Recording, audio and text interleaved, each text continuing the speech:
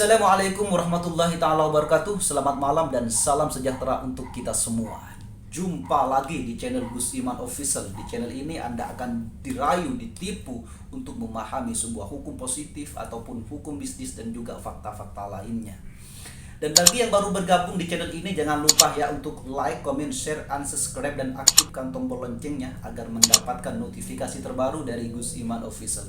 Dan pada video kali ini saya tertarik untuk membahas masalah perbedaan penggelapan dan penipuan. Karena ada sahabat saya dari Madura yang bertanya, inti dari pertanyaan tersebut adalah sahabat saya ini ditawarin pekerjaan oleh kawannya dari Jakarta untuk bekerja ke luar negeri dengan syarat harus membayar uang sebesar 30 juta rupiah. Kemudian sahabat saya ini sudah menyerahkan uang sebesar 30 juta rupiah dan juga menyerahkan satu unit motor Vario kepada kawannya. Dan sampai saat ini kawan saya yang dari Madura ini belum juga berangkat ke luar negeri untuk bekerja. Dan teman saya ini mau menarik uang yang telah diserahkan atau ingin meminta kembali uang tersebut, ternyata oleh temannya tidak diberikan. Dan sampai saat ini belum ada itikat baik. Nah, yang menjadi pertanyaan adalah apakah hal ini masuk dalam kategori penipuan atau masuk dalam kategori penggelapan? Dan menurut saya pribadi ini masuk dalam kategori penipuan. Dan pada video kali ini saya akan menjelaskan perbedaan dengan secara umum ya, perbedaan penggelapan dan penipuan. Untuk penggelapan itu diatur dalam pasal 372 dan pasal 374. Untuk penipuan diatur dalam pasal 378 dan pasal 379A. Sebenarnya perbedaan antara keduanya ini sangat sederhana. Penggelapan, cara memperoleh barang itu bukan karena perbuatan melawan hukum atau cara memperoleh barang bukan karena kejahatan. Sedangkan penipuan, cara memperoleh barang itu karena perbuatan melawan hukum atau cara memperoleh barang karena ada kejahatan yang dilakukan.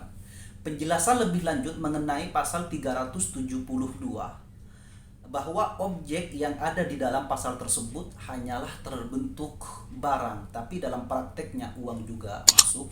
Untuk contoh pasal 372 agar dapat dimengerti, misalnya saya menyewa mobil untuk 3 hari. Setelah 3 hari saya tidak bisa untuk mengembalikan mobil tersebut, maka pemilik mobil bisa melaporkan saya dengan penggelapan dengan syarat harus memberikan pemberitahuan terlebih dahulu dalam jangka yang telah ditentukan, maka mobil ini harus dikembalikan. Nah, setelah waktu yang telah ditentukan saya juga tidak bisa untuk mengembalikan mobil tersebut, maka hal ini dikatakan penggelapan. Dan untuk pasal 372 ini merupakan penggelapan atau merupakan pidana biasa.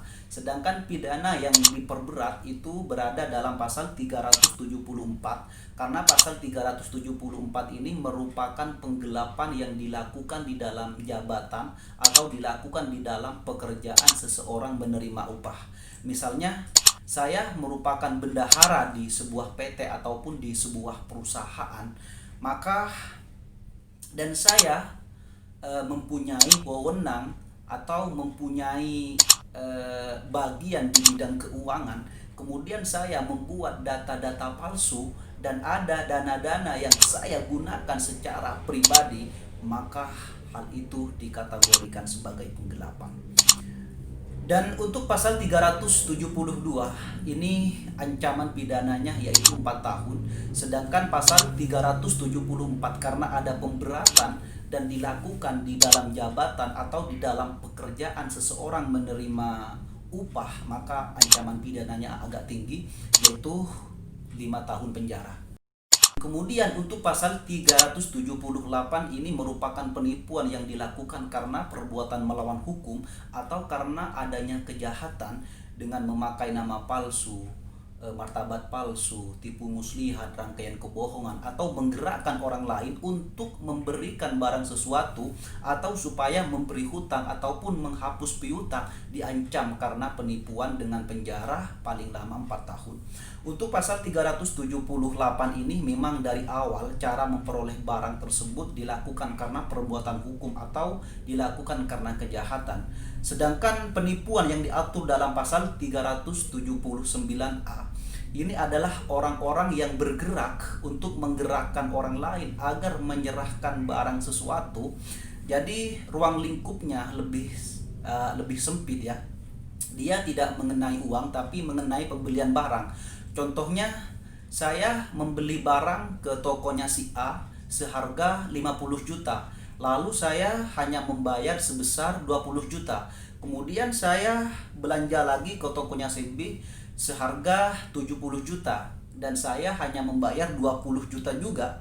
Jadi untuk pasal 379A itu adalah pekerjaan saya yang saya lakukan sebagai mata pencarian untuk menguntungkan diri sendiri dengan sengaja ya, dan tidak membayar lunas semua pembelian-pembelian yang saya lakukan.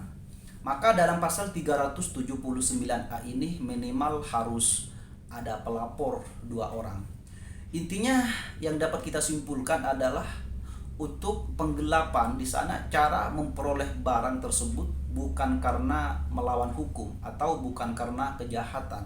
Dan untuk penipuan ya memang dari awal dilakukan dengan melawan hukum, dilakukan dengan kejahatan. Sekian mungkin itu saja yang dapat kami sampaikan. Salam Pancasila, salam Indonesia, dan salam penegakan hukum. Wassalamualaikum warahmatullahi wabarakatuh. Cheers mate.